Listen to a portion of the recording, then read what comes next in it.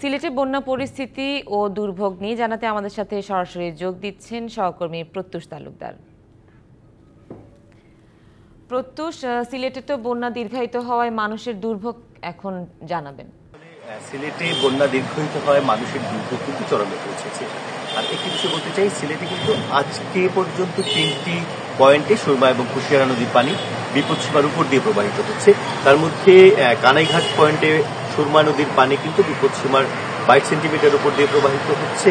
অমরশীদ পয়েন্টে কুশিয়ারা নদীর পানি বিপদসীমার 42 সেন্টিমিটার উপর দিয়ে প্রবাহিত হচ্ছে। এবং সবচেয়ে ভয়াবহ যে বিষয়টি, এটি হচ্ছে ফেঞ্চুগঞ্জ পয়েন্টে কুশিয়ারা নদীর পানি 92 সেন্টিমিটার উপর দিয়ে প্রবাহিত হচ্ছে।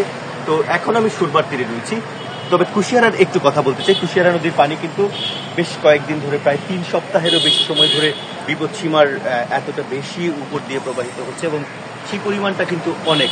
এবং যে বিষয়টি আসলে আমরা যে জানতে পেরেছি, সেখানে নিচু এলাকার বসত বাড়ির পাশাপাশি কিন্তু সেখানে নিচু রাস্তাঘাট, দোকানপাট এবং অনেক বড় বড় বাজার যেগুলো আছে সেগুলোতে কিন্তু হাঁটু থেকে কোমর পানি এখনো রয়ে গেছে। তো সেক্ষেত্রে সেই সব এলাকার, বিশেষ করে ফেঞ্চুগঞ্জ, বালাগঞ্জ, ওসমানীনগর, বিশ্বনাথ, জকিগঞ্জ, এইসব এলাকার মানুষের কিন্তু ভোগান্তি চরমে।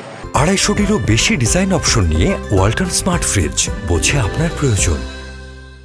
তবে পানি কমেছে সিলেটের অন্য প্রান্তের সীমান্ত নদী, যেমন কোম্পানিগঞ্জ, গোয়াইনঘাট, জৈন্তাপুর উপজেলার যে সকল নদী রয়েছে সেগুলোর পানি কমেছে এবং সেগুলো অনেকটাই পানি নামার সাথে সাথে মানুষজনও আসলে তাদের বাড়ি ঘরে ফেরার কার্যক্রম শুরু করেছেন এবং তাদের যেসব ক্ষয়ক্ষতি হয়েছে সেগুলো থেকে তারা আস্তে আস্তে ঘুরে দাঁড়ানোর চেষ্টা করছেন। তবে যে বিষয়টি এখনো কিন্তু সারা জেলার সবকটি উপজেলার নিম্নাঞ্চলে পানিতে তলিয়ে আছে এবং যে বিষয়টি বলা হচ্ছে যে প্রশাসনের পক্ষ থেকে বেশ কিছু আশ্রয় কেন্দ্র নির্মাণের পাশাপাশি, আশ্রয় কেন্দ্র প্রস্তুত রাখার পাশাপাশি কিন্তু এখনো প্রায় 10,000-এর মতো মানুষ সিলেটের আশ্রয় কেন্দ্রতে ঠাঁই নিয়েছেন।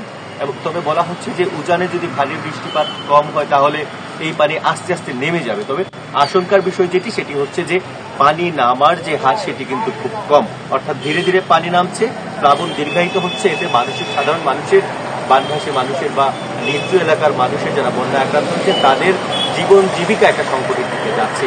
যদিও প্রশাসনের পক্ষ থেকে তাদেরকে সর্বোচ্চ সহায়তা করার কথা জানানো হচ্ছে। প্রত্যুষ, ধন্যবাদ আপনাকে।